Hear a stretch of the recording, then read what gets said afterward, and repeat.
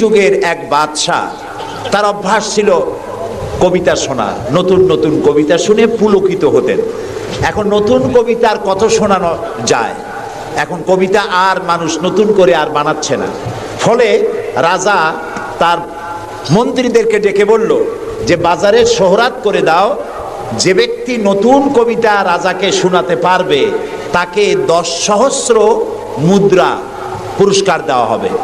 মন্ত্রীরা বলল এটা তো সর্বনাশ হবে, এই নতুন কবিতা লোকেরা বানায় আনবে আর আপনি 10 সহস্র করে মুদ্রা দিয়ে দিয়ে রাজভাণ্ডার তো শেষ হয়ে যাবে। রাজা বলল না, আমার বুদ্ধি আমার কাছে, তোমরা শুধু এইভাবে ঘোষণাটা দিয়ে দাও আর 3টা লোক দাও আমাকে, একবার শুনলে মুখস্থ হয় এরকম একজন দাও, 2বার শুনলে মুখস্থ এরকম আরেকজন দাও, 3বার শুনলে মুখস্থ এরকম আরেকজন দাও। স্মৃতিশক্তি সম্পন্ন এরকম 3 জন লোক পাওয়া মোটেই কষ্ট হলো না। বাজারে শোহরাত করে দেওয়া হলো। নতুন নতুন নতুন নতুন কবিতা তৈরি করে কবিরা আসতে লাগলো, দিচ্ছে। আপনারা থামেন না, আমি তো বলে দিয়েছি, ফ্যান সরাই দেন পিছনের দিকে, পিছনে লাগাই দেন আমার পিছনে।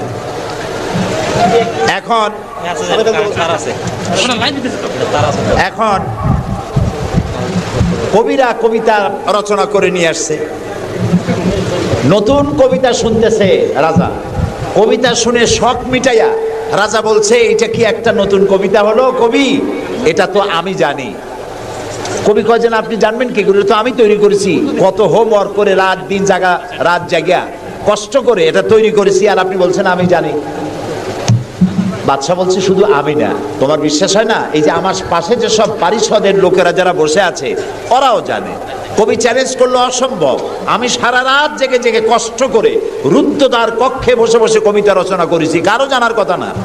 তোমার বিশ্বাস হয় না, ওই যে একবার শুনলে যার মুখস্থ হয় তার বললো তুমি শোনাও তো, সে দাঁড়ায় শোনাই দিল। 2বার শুনলে যার মুখস্থ হয় তার তো 2বার শোনা হয়ে গেছে, বললো তুমি শোনাও, সেও শোনাই দিল। 3বার শুনলে যার মুখস্থ হয় তার তো 3বার শোনা হয়েছে, বললো তুমি শোনাও তো, সেও শোনাই দিল। কবি বেচারা বেকুব হয়ে হেঁটে গেল। এরকম কবিদের কাছ থেকে নতুন নতুন কবিতা শুনে শখ মেটাতে মেটাতে এক চালাক কবি অবস্থাটা বুঝে ফেলেছে। সে বুঝে এক কবিতা তৈরি করে এনেছে, এনে বলছে জাহাপানা আমি এক কবিতা এনেছি। বললো না যে নতুন কবিতা এনেছি, কবিতা এনেছে। বাদশা বলল শোনাও। কবি কবিতা শোনালেন। তার কবিতার অর্থ ছিল এরকম যে হে রাজা, আপনার পিতা আর আমার পিতার সাথে ছিল গভীর বন্ধুত্ব। এই বন্ধুত্বের সূত্র ধরে আপনার পিতা আমার পিতার কাছ থেকে 10 সহস্র রৌপ্য মুদ্রা ধার করেছিলেন। চুক্তিপত্রে লেখা ছিল আপনার পিতা আর আমার পিতা মরে যাওয়ার পর আপনি আপনার পিতার উত্তরাধিকার সূত্রে আমার পিতার কাছে দেনা হিসাবে 10 সহস্র রৌপ্য মুদ্রা আমাকে পরিশোধ করবেন। বাদশা শুনিয়া চিন্তা করলো সর্বনাশ, আমি যদি বলি যেটা আমি জানি আর সাথের লোকেরাও জানে তাহলে তো সাক্ষী প্রমাণ হয়ে গেল, তাহলে তো 10 সহস্র মুদ্রা না রৌপ্য মুদ্রা দেওয়া লাগবে, কি সাংঘাতিক কথা। রাজা তখন বলল কবি এতদিনে নতুন একটা কবিতা তুমি আমার শোনালে, যা আমিও জানি না আমার লোকেরাও জানে না। আমি এই গল্পটি আপনাদেরকে শোনালাম এজন্যে যে সেই যুগের লোকেরা যতটা পাগল, আহাম্মক, বেকুব আমরা মনে করি, এরকম বেকুব ছিল না, আহাম্মক ছিল না। তাদের শৌর্য ছিল, তারা স্বাধীন চেতা ছিল, বীরত্বগাথা ছিল তাদের। তারা কারোর অধীনতা স্বীকার করতো না, বুদ্ধি ছিল, প্রজ্ঞা ছিল, মেধা ছিল, সব ছিল। শুধু একটি জিনিসের অভাবে তারা চুরি করত, ডাকাতি করত, জেনা করত, ব্যভিচার করত, হত্যা করত, এগুলিকে কোনো অপরাধ মনে করত না। সেই জিনিসটির নাম ছিল ওহীর জ্ঞান। সেই জিনিসটির নাম ছিল কি?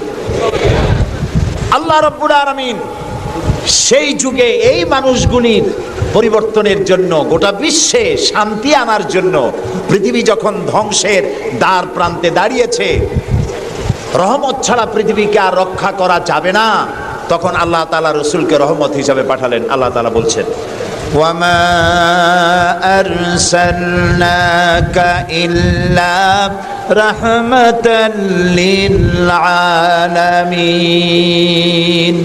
নবী হে, আমি আপনাকে আমার গোটা বিশ্বের জন্য, গোটা সৃষ্টি জগতের জন্য আমি আপনাকে আমার করুণার মূর্ত প্রতীক করে পাঠালাম। সৃষ্টি জগতের জন্য আপনি আমার রহমত। সুবহানাল্লাহ। বর্তমান যে মাসটা চলছে এ মাসটির নাম আরবি মাস মাহে রবিউল আউয়াল। এই মাসেই আল্লাহ তাআলা পাঠিয়েছিলেন বিশ্বনবী মুহাম্মদ রাসূলুল্লাহ সাল্লাল্লাহু আলাইহি ওয়াসাল্লামকে পৃথিবীর মানবতার কল্যাণের জন্য। তাকে এই পৃথিবীতে আল্লাহ তাআলা পাঠিয়েছিলেন। আল্লাহ তাআলা কোরআনে কারীমের মধ্যে বলছেন সূরা আন-নাহল, আল্লাহ তাআলা বলছেন وعلى الله قصد السبيل ومنها جائر ولو شاء لهداكم أجمعين وعلى الله قصد السبيل। আর সোজা রাস্তা বলে দেওয়ার দায়িত্ব আমি আল্লাহর। সুবহানাল্লাহ বলেন। সোজা রাস্তা বলে দেওয়ার দায়িত্ব কার? আল্লাহ তাআলা বলছেন সোজা রাস্তা বলে দেওয়ার দায়িত্ব আমার, যেখানে রয়েছে অসংখ্য বাঁকা পথ। ওয়ালাউ শাআ লাহাদাকুম আজমাইন। আর আমি যদি ইচ্ছে করতাম তাহলে গোটা বিশ্বের সমগ্র মানব মণ্ডলীকে আমি হেদায়েত করে দিতাম। এখানে প্রশ্ন ওঠে, তাহলে তিনি হেদায়েত করলেন না কেন?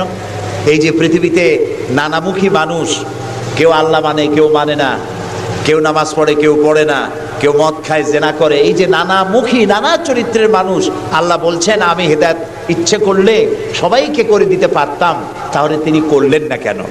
এর কারণ হচ্ছে আল্লাহ তাআলা মানুষকে করেছেন সব থেকে শ্রেষ্ঠ সৃষ্টি। সৃষ্টির সেরা কারা? জোরে বলেন। আচ্ছা, সৃষ্টির সেরাই মানুষ হলো কি করে?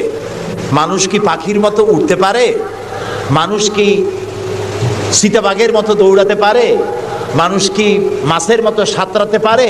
মানুষ কি বাঘের মতো ক্ষিপ্রতা, সিংহের মতো হিংস্রতা, সাপের মতো ক্রুদ্ধতা এগুলি মানুষের মধ্যে কি আছে?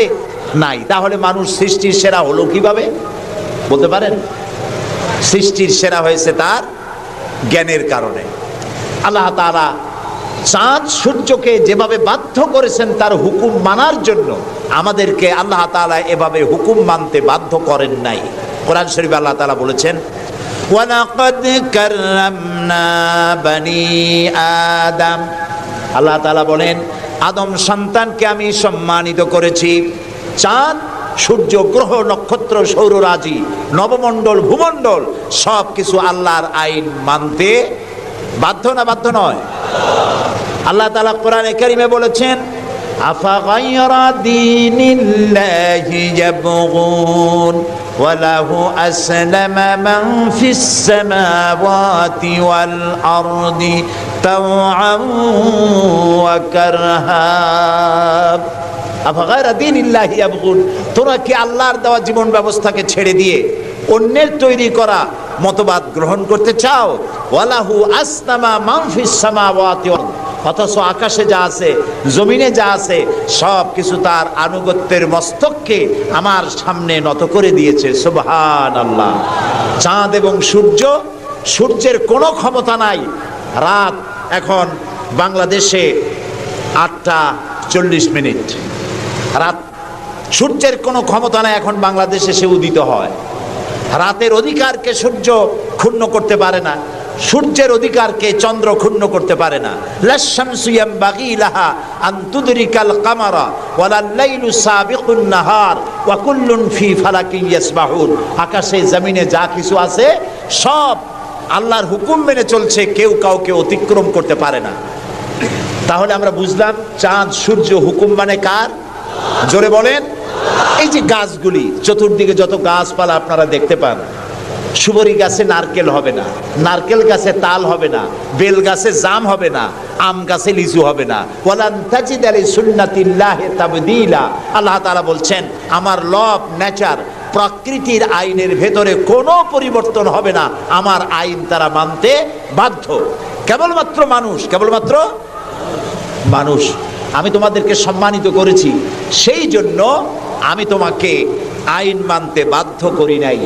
কোরআন শরীফে আল্লাহ পাক বলছেন ইচ্ছে করলে কুফরি করতে পারো, ইচ্ছে করলে ঈমান আনতে পারো, ইচ্ছে করলে মুমিন হতে পারো, ইচ্ছা করলে কুফরিও করতে পারো। এটা তোমার ইচ্ছার উপরে ছেড়ে দিয়েছে। কারণ কাদ তাবায়্যানার রুশদু মিনাল গাই, হক আর বাতিল দুইটাকে আমি আলাদা করে দেখিয়ে দিয়েছি। আসহাবুল ইয়ামিন, আসহাবুশ শিমাল, ডানপন্থী আর বামপন্থী দুইটা দল আমি দেখাই দিয়েছি। ডান দিকে, আর এটা বোঝার জন্য বিবেক দিয়েছি। কি দিয়েছি বলেন? বিবেক। বিবেক আছে আমাদের? আছে কি না? বিবেক দিয়েছি বোঝার জন্য। ডান দিকে যারা যাবে, এই ডান দিকের নেতৃত্ব দিবে নবীরা, আর নবীরা ডানপন্থীদেরকে সাথে নিয়ে চলে যাবে কোথায়? আল্লাহর জান্নাতে। আর যারা বামপন্থী, তাদের নেতৃত্ব দেবে শয়তান। কে দেবে নেতৃত্ব?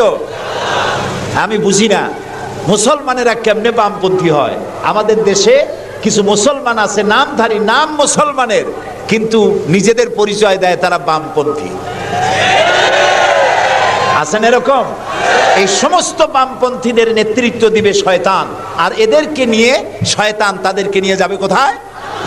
আল্লাহ তাআলা বলছেন কাত্তাবায়্যানার রুশদু মিনাল গাই, হক এবং বাতিলকে আলাদা করে আমি ভাগ করে দুটি পথকে দেখিয়ে দিয়েছি। এখন তোমার ইচ্ছা আমার উপর ঈমান আনতেও পারো, আর যদি ইচ্ছা হয় আমার সাথে কুফরিও করতে পারো। যেহেতু তুমি গাছ না, গর্জ না, চন্দ্র না, তুমি মানুষ, আমি তোমাকে সম্মান দিয়েছি, সেজন্য তোমার এখতিয়ারে ছেড়ে দিয়েছি আর বিবেকও দিয়েছি। এই বিবেক দিয়ে তুমি বুঝতে পারবা পথ কোনটা। আল্লাহ বলছেন আমার দায়িত্ব হলো ওয়া আলাল্লাহি কাসদুস সাবিল, সোজা রাস্তা বলে দেওয়ার দায়িত্ব আমার। সুবহানাল্লাহ, আমি বলে দিয়েছি সোজা রাস্তা কোনটি। আল্লাহ তাআলা বলেন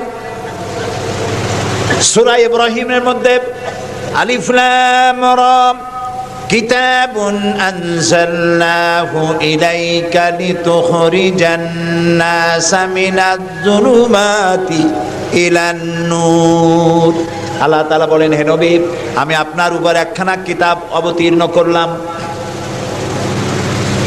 এটা একটি কিতাব নাজিল করলাম এই জন্য লিতুখরিজান নাসা মিনাজ যুলুমাতি ইলান নূর, যাতে করে আপনি মানব মণ্ডলীকে অন্ধকার সমূহ থেকে আলোর দিকে নিয়ে আসতে পারেন। লক্ষ্য করুন কথা আল্লাহ, আমি কার কথা শোনাচ্ছি?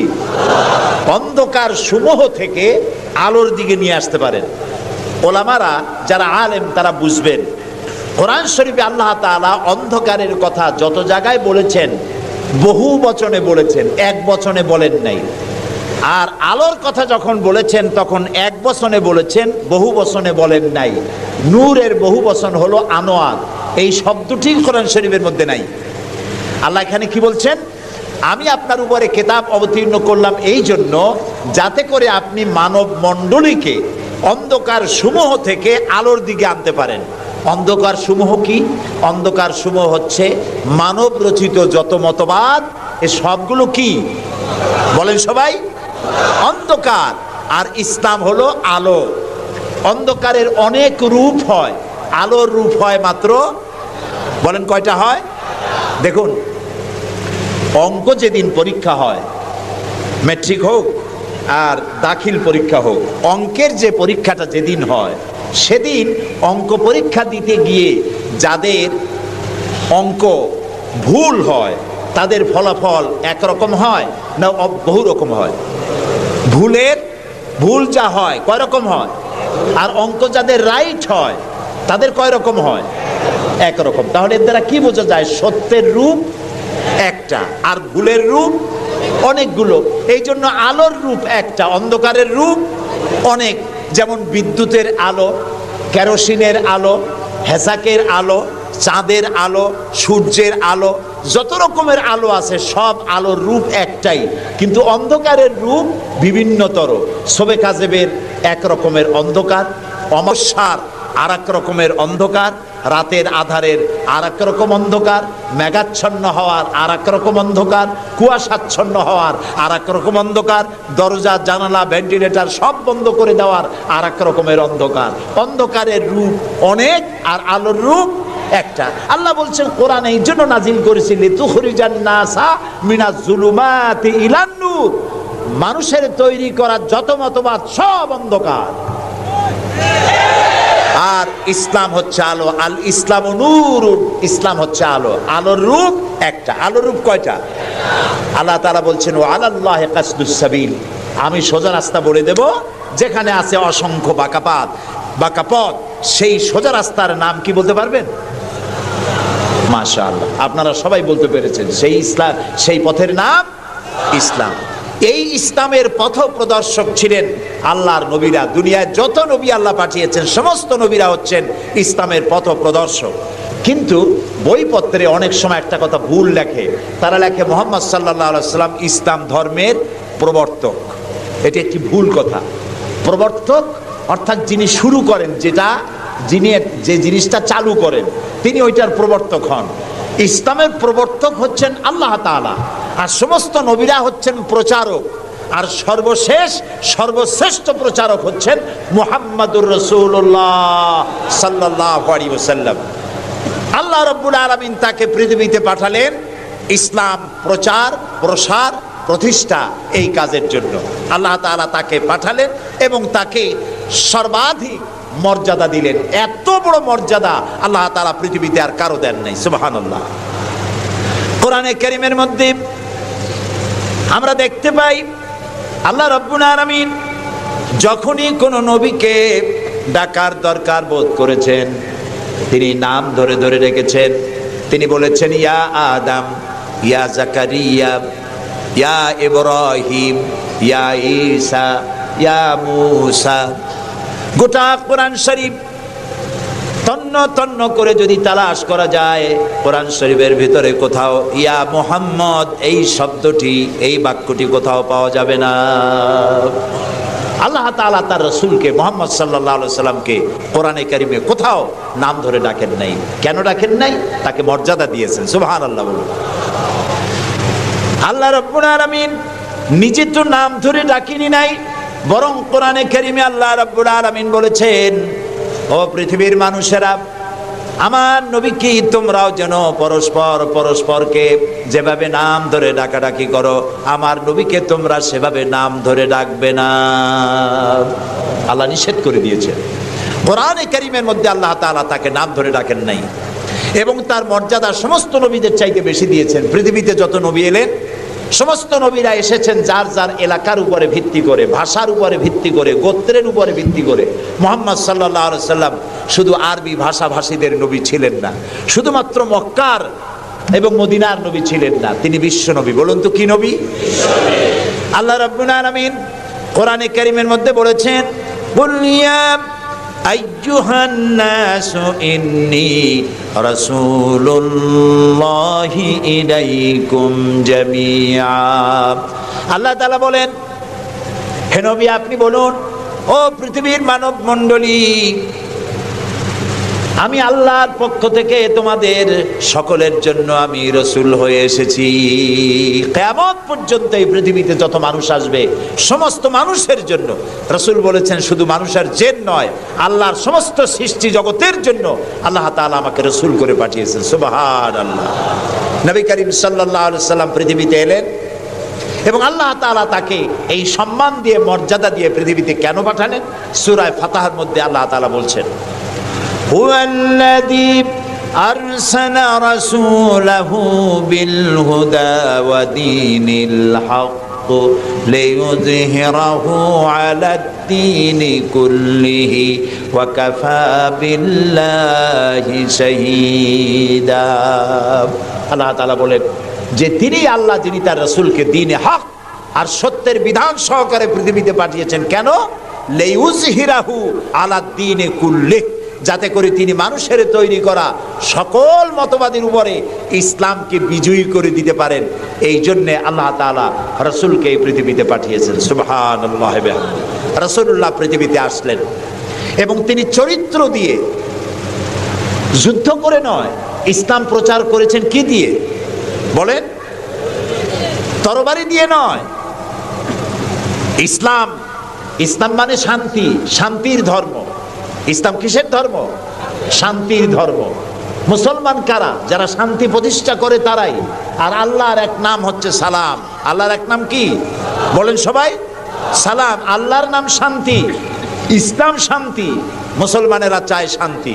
সেই শান্তি প্রতিষ্ঠার জন্য মুহাম্মদ সাল্লাল্লাহু আলাইহি সাল্লাম তরবারি দিয়ে ইসলাম আনেন নাই, তিনি ইসলাম এনেছেন তার অনুপম চরিত্র মাধুর্য দিয়ে, ব্যবহার দিয়ে, দিন প্রচার করে তার মাধ্যমে জনগণকে ইসলামের মধ্যে এনেছেন। কথা উঠতে পারে তাহলে যুদ্ধগুলো হলো কেন? বদর, ওহদ, হুনাইন, তাবুক, এগুলো ইয়ারমুক, কেন এই যুদ্ধগুলো হলো? এসব যুদ্ধ ছিল ডিফেন্সিভ। পৃথিবীর কোন ঐতিহাসিক ঐতিহাসিক কোন ব্যক্তি বলতে পারবে না যে মুহাম্মদ সাল্লাল্লাহু আলাইহি সাল্লাম সর্বপ্রথম আক্রমণকারী হয়েছেন কোন যুদ্ধে। বলতে পারবে কেউ? বলতে পারবে? তিনি তা করেননি। যখন আক্রান্ত হয়েছেন তখন তিনি প্রতিরক্ষামূলক যুদ্ধ করেছেন, আক্রমণাত্মক যুদ্ধ রাসূলুল্লাহ তার জীবনেও করেননি। সুবহানাল্লাহ। চরিত্র দিয়ে তিনি দুনিয়াকে বিজয় করেছেন। পৃথিবীতে যত নেতা আছে সমস্ত নেতাদের চরিত্র তো দুই রকম হয়। নেতাদের চরিত্র কয় রকম হয়? দুই রকম। একটা হয় পার্সোনাল ক্যারেক্টার, আর একটা হয় পাবলিক ক্যারেক্টার। একটা হয় জনগণকে দেখানোর, আর একটা হয় ব্যক্তিগত।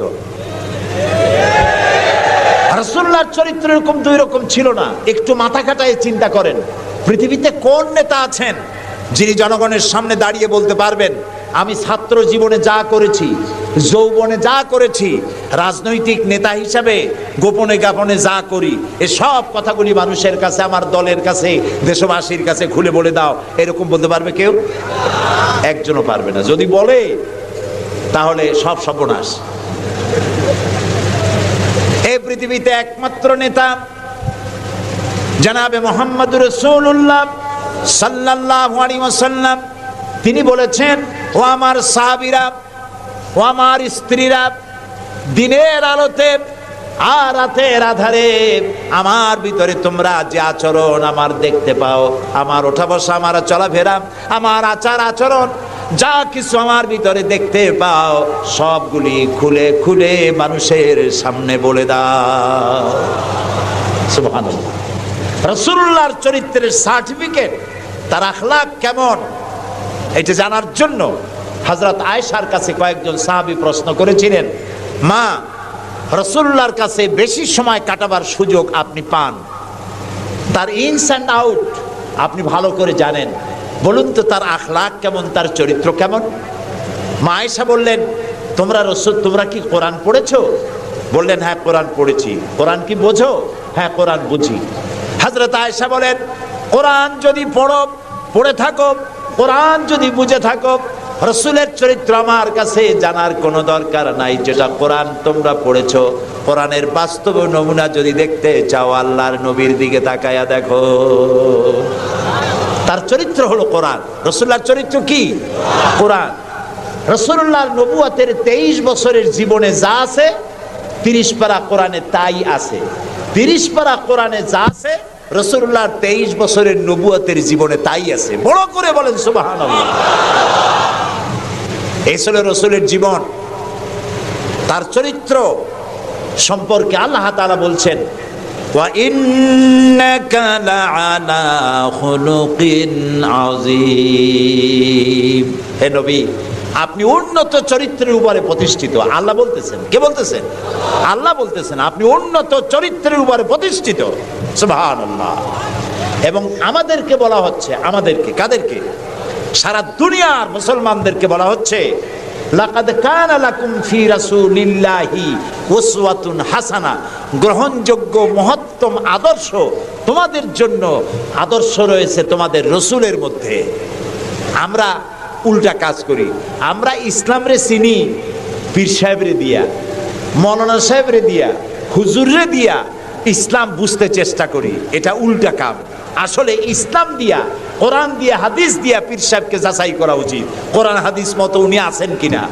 হুজুর সাহেব, মৌলানা সাহেব, নেতা সাহেব কোরআন হাদিস অনুযায়ী আছে কিনা, ওই ব্যারোমিটার দিয়েই বাছাই এবং যাচাই করা উচিত। কিন্তু তা না করে আমরা উল্টাটা করি, যার জন্য আমরা প্রতারিত হই। এই জন্য রাসূল হচ্ছেন আমাদের নেতা হিসাবে শ্রেষ্ঠ নেতা। তার থেকে বড় নেতা আকাশের নিচে জমিনের উপরে কেউ নাই। তাকেই গ্রহণ করতে হবে। দেখুন, চরিত্রের উন্নত সার্টিফিকেট দিতে পারে একজন পুরুষের জন্য কে দিতে পারে? তার স্ত্রী। সব থেকে কে পারে? স্ত্রী বলতে পারে এই পুরুষটি কেমন। আর একজন স্ত্রী তার স্বামীর জন্য সব করতে পারে, জীবনটাও বিলাই দিতে পারে, কিন্তু সহজে স্বামীর বিশ্বাস যেটা সেটার উপরে ঈমান আনা এটি সহজ কথা নয়। যত পীর সাহেবরা আছেন বাইরে মুরিদ বানাতে আসেন, জিজ্ঞেস করা উচিত, হুজুর আপনার বউ আপনার কাছে মুরিদ হয়েছে কিনা?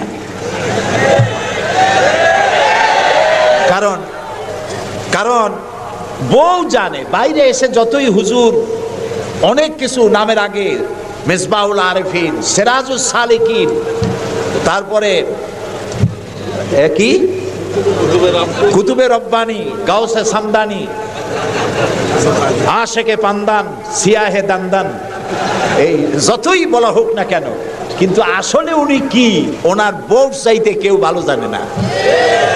এটা ঠিক কিনা? বউ ইমান আনছে কিনা, মুরিদ হইছে কিনা, ওইটা দেখা দরকার।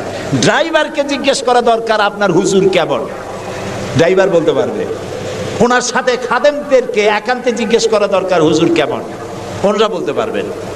দেখুন, এই পৃথিবীতে নবী করিম সাল্লাল্লাহু আলাইহি সাল্লাম যখন ওহী পেলেন, দ্বিতীয় ওহী ছিল ওয়ানজির আশিরাতাকাল আকরাবিন, নিকটবর্তী লোকদেরকে এবার দ্বীনের দাওয়াত দেন। এই সর্বপ্রথম দাওয়াতের জন্য আল্লাহ তাআলা বললেন, আল্লাহর প্রতি, জাহান্নামের প্রতি ভয় দেখান, সতর্ক করুন মানুষদেরকে। সর্বপ্রথম তিনি মনে করলেন নিকটবর্তীদেরকে দাওয়াত দিতে আল্লাহ বলেছেন আগে। তামার নিকটবর্তী খাদিজার চাইতে তো কেউ নাই।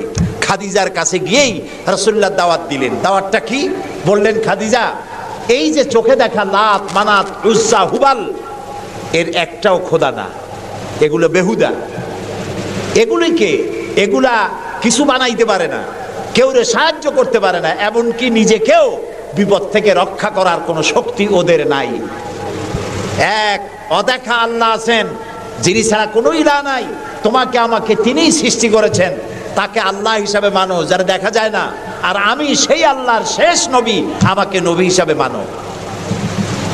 কত বড় কঠিন কথা, কত বড় কঠিন কথা। প্রিয় ভাই সব, পর্দার আড়ালের মা বোনেরা লক্ষ্য করুন, হযরত খাদিজাতুল কুবরা রাদিয়াল্লাহু তাআলা আনহা 40 বছরের বয়সের সময় মুহাম্মদ সাল্লাল্লাহু আলাইহি সাল্লামকে বিয়ে করেছিলেন। তখন তার বয়স 25 বছর। আর আজ 40 বছর বয়সে নবীজি নবুয়ত পেয়েছেন। 15টি বছর সময় পেয়েছেন রাসূলকে কাছে থেকে দেখার। হযরতে খাদিজা যখনই দ্বীনের দাওয়াত পেলেন, অদেখা আল্লাহকে বিশ্বাস করতে হবে, মুহাম্মদ সাল্লাল্লাহু আলাইহি সাল্লামের নবুয়ত মানতে হবে, এই প্রশ্ন যখন সামনে এলো, হযরতে খাদিজা কোনো প্রশ্ন তোলেন নাই, এক মুহূর্ত দেরিও করেন নাই, সঙ্গে সঙ্গে পড়ে নিয়েছেন লা ইলাহা ইল্লাল্লাহু মুহাম্মাদুর রাসূলুল্লাহ। হযরত খাদিজা বললেন আবুল কাসেম। তিনি মুহাম্মদ সাল্লাল্লাহু আলাইহি সাল্লামকে আবুল কাসেম বলে ডাকতেন, হে কাসেমের পিতা, হে কাসেমের পিতা। আমি ঈমান আনলাম আল্লাহর উপরে, যারে কোনোদিন দেখি নাই। আমি ঈমান আনলাম আপনার প্রতি, সেই আল্লাহর আপনি প্রেরিত রাসূল, নবী হিসেবে মেনে নিলাম।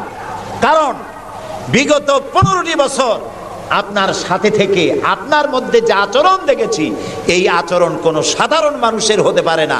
আপনি অবশ্যই আল্লাহর নবী, আমার কোনো সন্দেহ নাই।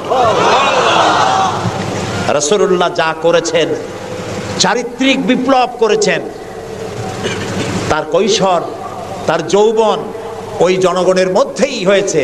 আল্লাহ তাআলা সিরিয়া থেকে নবী এনে মক্কায় চাপায় দেন নাই, মিশর থেকে নবী এনে মক্কার উপরে চাপায় দেন নাই। ওই সমাজেই তিল তিল করে তিনি বড় হয়েছেন মানুষের মাঝে। আর মানুষেরা এক পর্যায়ে মুহাম্মদ এই নামটা ভুলেই গেল, তাকে ডাকা শুরু করলো আল আমিন বলে। সুবহানাল্লাহ। এটা নবুয়ত পাওয়ার অনেক আগে তাকে ডাকতো আল আমিন। বিপদে পড়লে বলতো চলো আল আমিনের কাছে যাই, ঝগড়া হলে বলতো চলো আল আমিনের কাছে যাই, আমানত রাখতে হবে, চলো আল আমিনের কাছে যাই। তার নামই লোকেরা ভুলে গেল। এক পর্যায়ে নাম প্রচারিত হলো আল আমিন, মানে কি? বিশ্বাসী।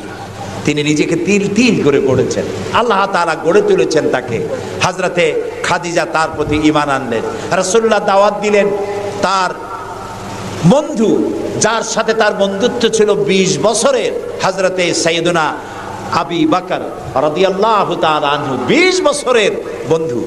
হযরত আবু বকরের কাছে রাসূলুল্লাহ যখন দাওয়াত দিলেন যে আমি আল্লাহ রাসূল, আমার উপর ঈমান আনো, এক আল্লাহর উপর ঈমান আনো, হযরত আবু বকরও এক মুহূর্ত দেরি করেন নাই, বলেছেন আপনি অবশ্যই আল্লাহর নবী, আমার তো কোনো সন্দেহ নাই এর মধ্যে। সুবহানাল্লাহ। রাসূল পাক সাল্লাল্লাহু আলাইহি সাল্লাম এই মক্কি জিন্দেগিতে মানুষদেরকে তৈরি করলেন আল্লাহর ইচ্ছা মাফিক। তিনি দাওয়াত দিলেন একটি, তিনি বললেন, ইয়া আইয়ুহান নাস কুলু লা ইলাহা ইল্লাল্লাহ তুফলিহু, হে মানব সকল পড়ো তোমরা লা ইলাহা ইল্লাল্লাহ, জোরে পড়েন লা ইলাহা ইল্লাল্লাহ, লা ইলাহা ইল্লাল্লাহ। একথা ঘোষণা করে দাও, কোনো ইলাহ নাই, কোনো আইনদাতা নাই, বিধানদাতা নাই, শাসনকর্তা নাই, কেউ নাই, ইল্লাল্লাহ, আল্লাহ ছাড়া। এই দাওয়াত যখন তিনি দিলেন, যেই সমাজের লোকেরা তাকে আলামিন বলতো, সেই লোকেরা ফুলের মালা নিয়ে দৌড়ে আসতো নাকি? তারা পাথর নিয়ে ছুটে এলো, কারণ তারা বুঝতো লা ইলাহা ইল্লাল্লাহর মানে কি। লা ইলাহা ইল্লাল্লাহর মানে শুধু কোনো ইলাহ নাই আল্লাহ ছাড়া, মুহাম্মদ সাল্লাল্লাহু আলাইহি ওয়াসাল্লাম আল্লাহর প্রেরিত রাসূল, এই কথাটুকু যদি শুধু হইতো তাহলে মার খাওয়া লাগতো না। রাসূলুল্লাহ মার খান নাই, মুসা আলাইহিস সালাম মার খান নাই, ইব্রাহিম আলাইহিস সালাম খান নাই, এমন কোন নবী নাই। তিনজন নবী ছাড়া, কয়জন নবী ছাড়া? তিনজন নবী ছাড়া মার খান নাই, দেশান্তরিত হন নাই, গালিগালাজ শোনেন নাই, ঠাট্টা বিদ্রুপ শোনেন নাই, এমন কোন নবী নাই। কয়জন নবী বাদে? তিনজন। একজন কে? আদম আলাইহিস সালাম। সে সময় কোনো মানুষই নাই, কাজেই তারে বিরক্ত করবে কে? আর ছিলেন নূহ আলাইহিস সালাম। প্রথমে বাধা পাইলেন, পরে যখন বন্যা হয়ে গেল, সব যখন মরে গেল, তখন আর তারে বাধা দেওয়ার মতো কেউ ছিল না। আর একজন ছিলেন হযরত সুলাইমান আলাইহিস সালাম। হযরত সুলাইমানকে আল্লাহ সারা পৃথিবীর রাজত্ব তার হাতের মুঠায় দিয়ে দিয়েছিলেন, সেই জন্য তার বিরোধিতাকারী কেউ ছিল না। এই তিনজন বাদে ইয়া হাসরাতান আলাল ইবাদ, বান্দার উপর আফসোস, এমন একজন নবী রাসূল পাঠাই নাই যার সাথে সমকালীন যুগের লোকেরা ঠাট্টা করে নাই, বিদ্রুপ করে নাই, মারধর করে নাই। সবাই করেছে। কারণটা কি? কারণ কি? কারণ হলো লা ইলাহা ইল্লাল্লাহর মতো বিপ্লবাত্মক রিভলিউশন সৃষ্টিকারী কথা আকাশের নিচে জমিনের উপরে আর নাই। মানে কি? মানে হচ্ছে লা ইলাহা, কোনো ইলাহা নাই, কোনো আইনদাতা নাই, কোনো বিধানদাতা নাই, কোনো শাসনকর্তা নাই, কোনো হায়াত আর মওতের মালিক কেউ নাই, ইল্লাল্লাহ, আল্লাহ ছাড়া। এটি বিপ্লব সৃষ্টিকারী কথা। এই কথা যখন হযরত মুসা আলাইহিস সালাম বলেছিলেন ফেরাউনের সামনে, ফেরাউন তখন বলল, মা আলিমতু লাকুম মিন ইলাহিন গায়রি, আমি তো জানি না যে আমি ছাড়া আরো কোনো ইলাহ আছে, তুমি এক নতুন দাওয়াত নিয়ে আসছো। আনা রাব্বুকুমুল আলা, আমি তো বড় খোদা, আমি তো বড় ইলাহ। আমি এই গত 6 তারিখে মিশর সফর করেছিলাম, আমার জীবনের প্রথম এই মিশর সফর। উদ্দেশ্য ছিল মুসা আলাইহিস সালামের দেশ দেখা, ফেরাউনের দেশ দেখা। সেখানে ফেরাউনকেও অবশেষে দেখে এলাম। ফেরাউন মরে গেছে, কিন্তু তার দেহটাকে আল্লাহ তাআলা রেখে দিয়েছেন। আল্লাহ তাআলা তারে বলেছিলেন, যে জায়গায়, যে দরিয়ায় তাকে ডুবানো হয়েছে, সেই বাহার, সেই সমুদ্রও দেখে এসেছি। যেখানে আল্লাহ তাআলা মুসা আলাইহিস সালামের সঙ্গে কথা বলেছেন, সে জায়গাও যাওয়ার তৌফিক আল্লাহ তাআলা দিয়েছেন, সে জায়গাও দেখে আসছে। ফেরাউন, তাকে দেখার জন্য মিউজিয়ামের মধ্যে ঢুকলাম। 40 পাউন্ড মিশরীয় মুদ্রা, 40 পাউন্ড লাগলো। এরপরে ওর লাশ দেখার জন্য আরো 70 পাউন্ড লাগবে। পয়সা খরচ করে এই শয়তানটারে দেখতে গেলাম। কারণ আল্লাহ তাআলা বলেছেন, কুল সিরু ফিল আরদ ফানজুরু কাইফা কানা আকিবাতুল মুকাদ্দিবিন, ঘুরে বেড়াও, আমার পৃথিবী ভ্রমণ করো। আল্লাহ তাআলা বলছেন, আমার পৃথিবী ভ্রমণ করো আর দেখো মহাসত্যের অস্বীকারীদের আমি কি পরিণতি করেছি, দেখে আসো। সুবহানাল্লাহ। আমি গিয়ে দেখলাম মিস্টার ফেরাউন শুয়ে আছে, গ্লাসের বক্সের মধ্যে কাপড় দিয়ে জড়ানো, গর্দানটা এরকম চিকন, এতটা লম্বা গর্দান, মুখের মধ্যে দাঁত একটা আছে, হাতে এবং পা, হাত পা বের করা, তাতে কিছু নখ টক আছে এবং মাথায় কিছু চুলও আছে। কয়েক হাজার বছর আগের লাশ। সে যখন ডুবতেছিল তখন বলতেছিল, আমান্তু, না না, হ্যাঁ, আমান্তু কামা আমানাত বিহি বানু ইসরাইল, আমি ঈমান আনলাম বনি ইসরাইলরা যার উপর ঈমান আনছে। আল্লাহর উপর ঈমান আনছে এটা কিন্তু বললো না। বনি ইসরাঈলীরা যার উপরে ঈমান এনেছে তার উপরে ঈমান আনলাম, ওয়া আনা মিনাল মুসলিমিন। আল্লাহ আমি তো একজন মুসলমান, আমার আবারও সুবাও কেন? আল্লাহ তাআলা বললেন আল আন, এখন ওয়াকাদ আসাইতা কাবলু ওয়া কুনতা মিনাল মুফসিদিন, অথচ তুমি বিদ্রোহ ঘোষণা করেছো আর তুমি সবথেকে বড় সন্ত্রাসী। ও বলছে আনা মিনাল মুসলিমিন, ও বলছে আনা মিনাল মুসলিমিন, আমি তো মুসলমানদের একজন। আল্লাহ কয় ওয়া কুনতা মিনাল মুফসিদিন, তুই তো সন্ত্রাসী, বিপর্যয় সৃষ্টিকারী। আমি তোরে আজ শুধু মারবই না, কে বলতেছেন? আমি তোরে শুধু মারবই না, আলিয়াউমা নুনাজ্জিকা বিবাদানিক, আমি তোর দেহটাকে রক্ষা করব। পানিতে তুই পচবি না, মাটিতে পচবি না, পোকায় মাকড়ে তোরে খাবে না, আমি তোরে শুটকি বানায় রাখবো কিয়ামত পর্যন্ত। এই জন্য শুটকি বানায় রাখবো, পৃথিবীতে যত ফেরাউন তোর মতো পৃথিবীতে আসবে তোরে দেখে যেন শিক্ষা গ্রহণ করতে পারে। আল্লাহ তাআলা ওরে শুটকি বানায় রাখছে। তারপরে দেখলাম ভয়রা কারুন অস্বীকার করেছিল মুসা আলাইহিস সালামকে। তার বিশাল সম্পদ, 55,000 একর জমির উপরে ছিল তার বাড়িঘর আর সম্পদ, আহরিত সম্পদ। তার সিন্ধুকের চাবিগুলি বহন করত শত শত উটে। এখন চিন্তা করেন কত সম্পদের মালিক। মুসা আলাইহিস সালাম যখন তার কাছে যাকাতের দাবি করলেন, ঈমানের দাবি করলেন, তখন মুসা আলাইহিস সালামের উপরে বহতান, তাকে লাঞ্ছিত করলো, তাকে দুর্নাম অপবাদ দিল। মুসা আলাইহিস সালাম আল্লাহর কাছে গজব চাইলেন, আল্লাহ তাআলা তারে গজব দিলেন। 55,000 একর সম্পত্তি, বাড়িঘর, আর সে নিজে শুদ্ধ মাটির নিচে আল্লাহ গরক করে দিলেন। এখন বিরাট হ্রদে পরিণত হয়ে গেছে। তার পারে যখন আমি দাঁড়ালাম দেখতে পেলাম সমুদ্রের মতো কোনো কুল কিনারা নাই, কোনো কুল কিনারা নাই। তার সম্পদ শুদ্ধ আল্লাহ তাআলা রেখেছেন।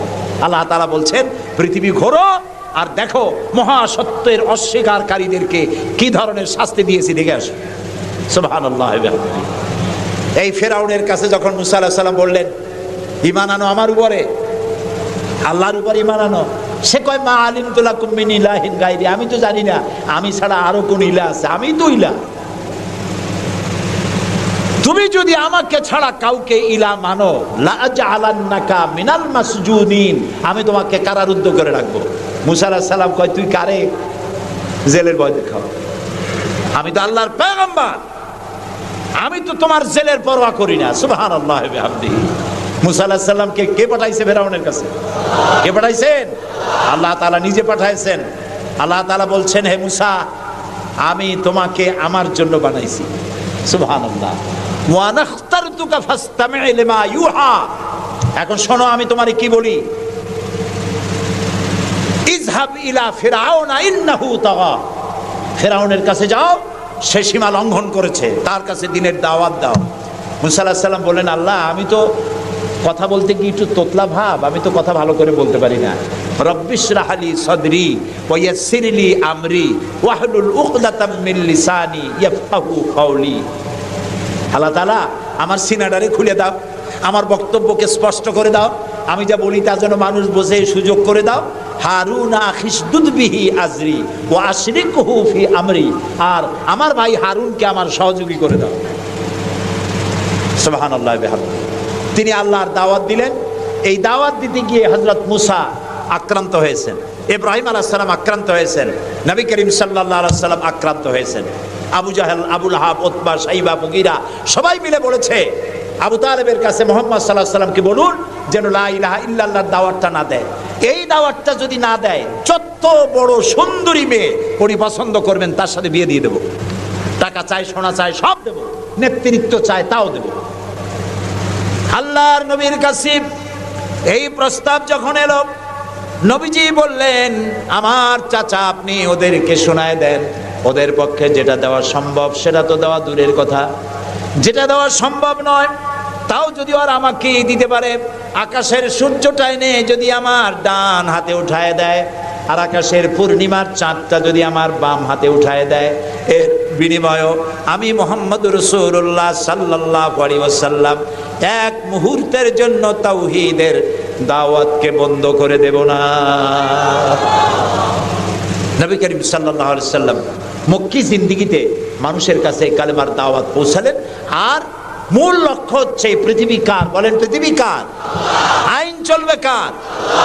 আল্লাহর। সেই আইন প্রতিষ্ঠা করার জন্য একা একা করা যাবে না, একটা জনগোষ্ঠী তৈরি করা দরকার, একটা দক্ষ জনশক্তি তৈরি করা দরকার, যারা দেশ পরিচালনায় যোগ্য এরকম লোক রাসূলুল্লাহ মক্কির জীবনে 13 বছরে দক্ষ একটা জনগোষ্ঠী তৈরি করে ফেললেন। সুবহানাল্লাহ। দেখছেন দক্ষ কারে কয়? আবু বকর, ওমর, ওসমান, আলী, খাব্বাব, খুবাইব, আমের, তালহা, জুবাইর, আবু উবাইদা ইবনুল জাররাহ রিদওয়ানুল্লাহ তাআলা আলাইহিম আজমাইন। এই সব লোক তৈরি হয়ে গেল। সুবহানাল্লাহ। এই সব লোক তৈরি হয়ে যাওয়ার পর যে উদ্দেশ্যে রাসূলকে পাঠানো হয়েছিল সেই উদ্দেশ্য এখন কার্যকরী হচ্ছে। আমরা তো উল্টোপাল্টা কাম করি। 12ই রবিউল আউয়াল আসলেই পতাকা দিয়ে রাজধানী সাজাই। 12ই রবিউল আউয়াল আসলেই বিরাট একটা মিছিল, কোন একজন লোককে সামনে রাখা, তারপর একটা মিছিল শুরু হয়ে গেল। তোমপে লাখো সালাম। কতগুলা পতাকা নিয়ে লাখো সালাম দিলাম, হাজার হাজার গাড়ি নিলাম, লোকজন নিলাম। এরপরে এক জায়গায় বসে নবী সালাম আলাইকা, ইয়া রাসূল সালাম আলাইকা, গরম গরম জিলাপি। রবিউল আউয়াল শেষ, রাসূলুল্লাহর মহব্বতও শেষ।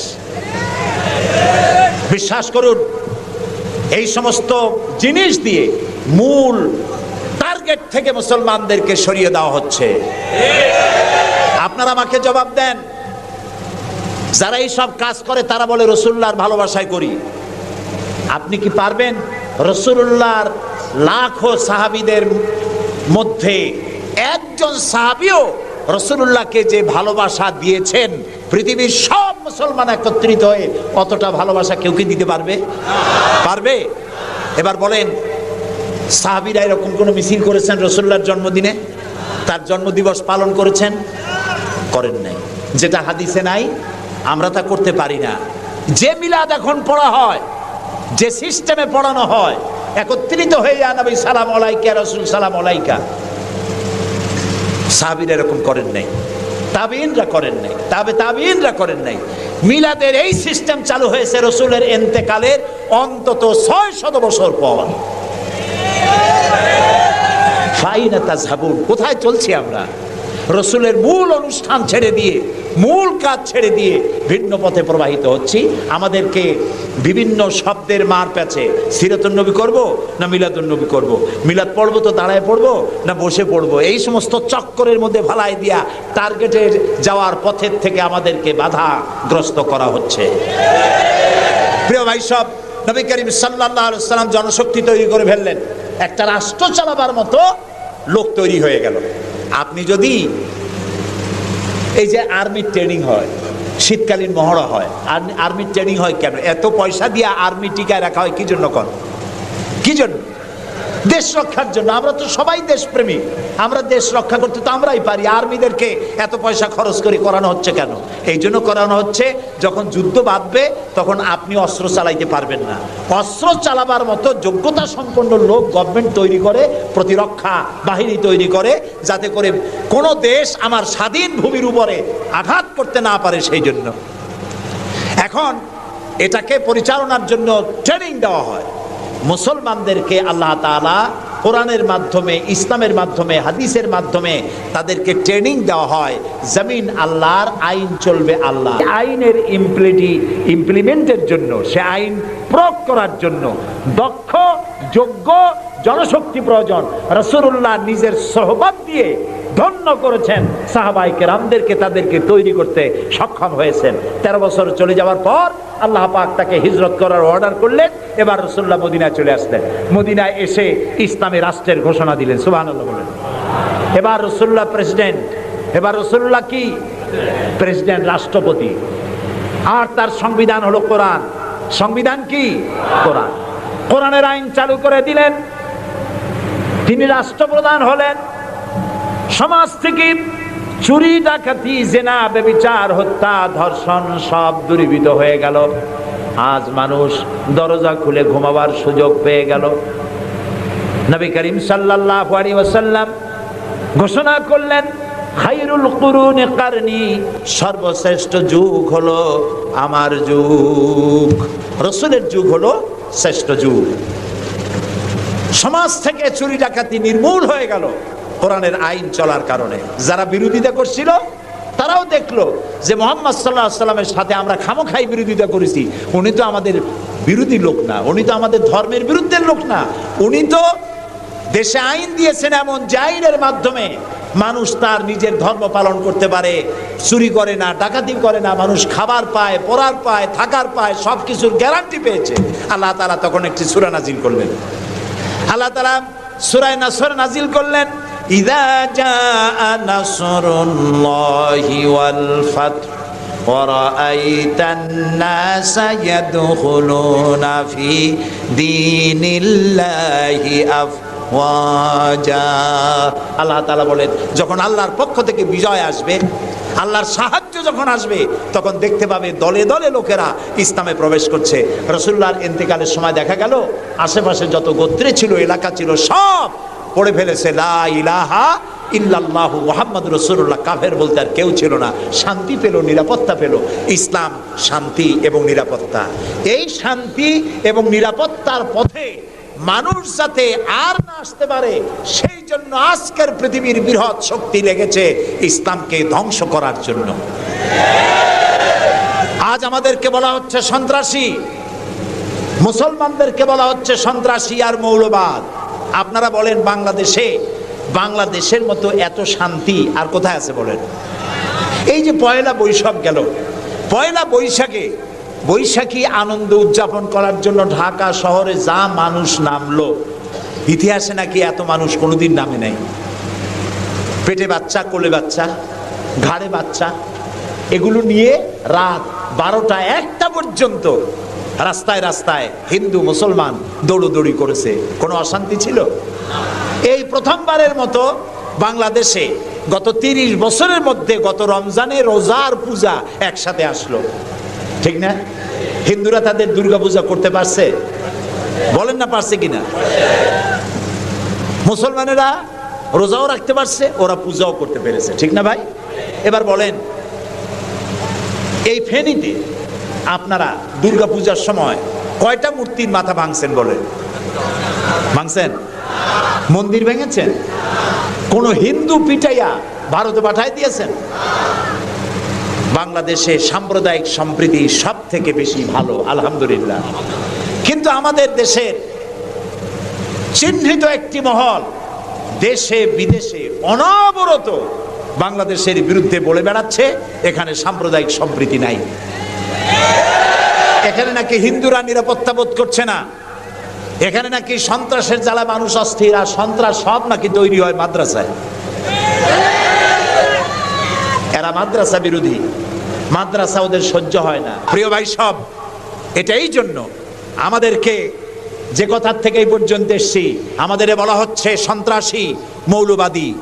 বাংলাদেশে সন্ত্রাসী এটি একটি গল্প, আন্তর্জাতিক সন্ত্রাসের সাথে বাংলাদেশের কোনো সম্পর্ক নাই, আলহামদুলিল্লাহ। আমরা আমেরিকাকে বলতে চাই, অভিশপ্ত ইহুদিরা প্রত্যেক দিন প্যালেস্টাইনি মুসলমানদেরকে হত্যা করছে, এটা কি সন্ত্রাসী তৎপরতা নয়? ইহুদিরা প্রতিদিন তাদের বুলডোজার দিয়ে ফিলিস্তিনের মুসলমানদের বাড়ি ঘর বুলডোজার দিয়ে মাটির সাথে গুড়িয়ে দিচ্ছে, এটা কি সন্ত্রাসী তৎপরতা নয়? সেই অভিশপ্ত ইহুদি জাতির প্রধানমন্ত্রী শ্যারন, তারে বুশ বলছেন তিনি নাকি শান্তির পায়রা। তা আমি বলেছি, শ্যারন যদি হয় শান্তির পায়রা, তাহলে পৃথিবীতে অশান্তির শকুনের নাম কি?